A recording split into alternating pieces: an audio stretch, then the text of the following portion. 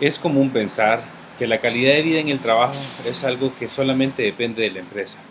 Sin embargo, los trabajadores también tienen una gran responsabilidad en el bienestar dentro de las organizaciones. Estamos en el último módulo de la especialización y este día vamos a hablar de la calidad de vida del trabajo. Para hablar de calidad de vida del trabajo tenemos que hacer un diagnóstico acerca del tema de salarios, la evaluación de puestos. Y los diagnósticos se pueden hacer desde el punto de vista de una equidad interna y una equidad externa. La equidad interna es el proceso para identificar la consistencia interna entre los salarios en relación a los puestos de la propia organización. Esto exige una estructura salarial justa y bien dosificada. Existen ciertos métodos para poder hacer esa equidad. Una es la evaluación de puestos y la otra es la clasificación de puestos. Dentro de la evaluación de puestos están aquellas evaluaciones no cuantitativas que tenemos algunos ejemplos como escalafón simple, categorías previamente determinadas y también cuantitativas como la comparación de los factores de evaluación por puntos. También podemos hablar de la equidad externa y el benchmarking. Y bueno, la equidad externa es esa consistencia externa que existe en los salarios en relación con los mismos puestos de trabajo en muchas organizaciones. Y la idea de esto es que hay una compatibilidad en el mercado.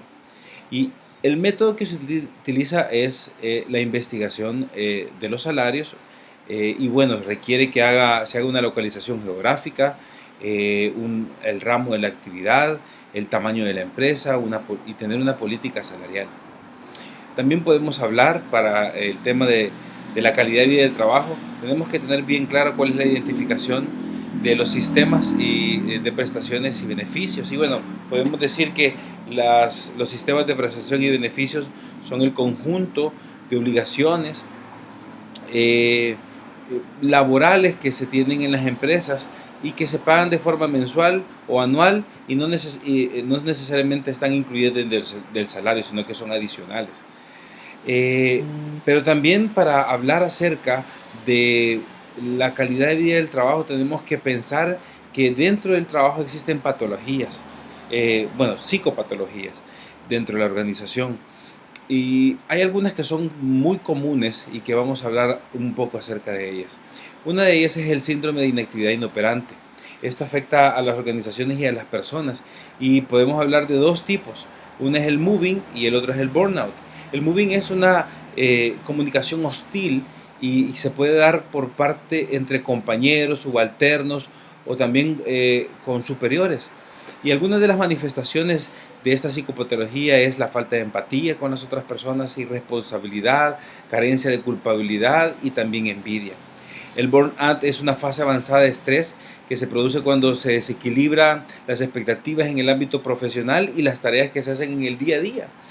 Y esas manifestaciones pueden ser psicosomáticas, es decir, manifestadas por enfermedades creadas en la mente, pueden ser también manifestadas por la conducta, pueden ser manifestadas por las emociones o pueden haber manifestaciones laborales.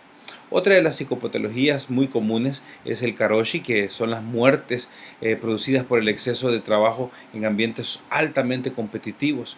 Y parte de la manifestación que uno debe tener en cuenta al momento de identificar esta psicopatología es la ansiedad, la incapacidad de separar el tiempo libre del trabajo o separarse de las vacaciones y también aquel sentimiento de culpabilidad al momento que no se está trabajando y también dificultades inclusive para dormir.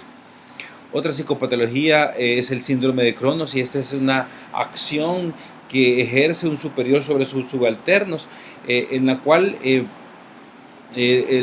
superior tiene temor de que puedan quitarle su puesto de trabajo y por eso no permite el crecimiento de sus subalternos. Y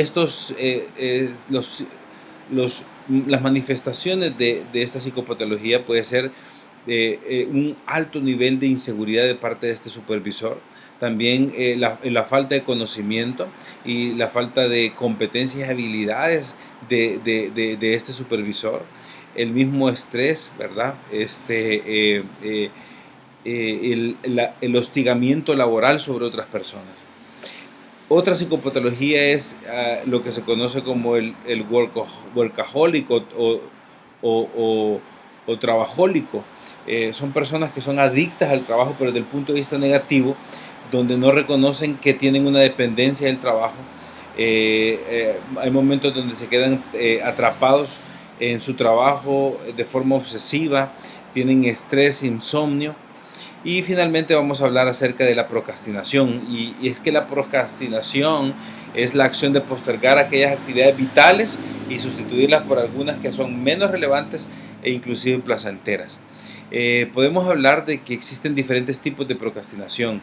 Eh, por ejemplo, aquellos que procrastinan por ser perfeccionistas, otros que procrastinan por generar crisis dentro de las organizaciones, por ideas preconcebidas, atormentamiento e inclusive también la sobrecarga laboral puede producir procrastinación en el trabajo.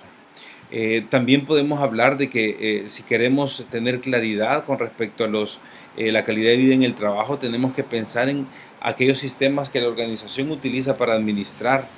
Y bueno, existen estilos y sistemas de administración.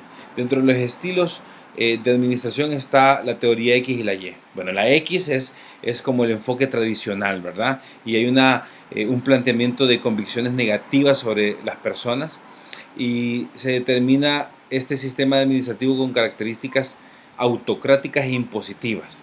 Y la teoría Y es ya el enfoque moderno, ¿verdad? El que nosotros deberíamos de estar utilizando y plantea esas convicciones positivas que llevan a los administrativos a adoptar una postura democrática y consultiva. Teniendo claro esto, podemos hablar ya de los sistemas de administración. Y dentro de los sistemas de administración tenemos nosotros uno que es el autocrático y coercitivo. Y es que aquí hay absoluta falta de confianza en los empleados y las decisiones están exclusivamente centradas en la cúpula. El autoritario benevolente, hay una confianza condescendiente, pero las motivaciones son las recompensas o los castigos. El sistema consultivo ya es una confianza razonable y una relativa libertad de parte del trabajador en preguntar acerca de su trabajo, cómo va en su trabajo su superior. Y las políticas son decididas en la cúpula y las decisiones específicas son delegadas. Y finalmente tenemos el sistema participativo, que es el más democrático.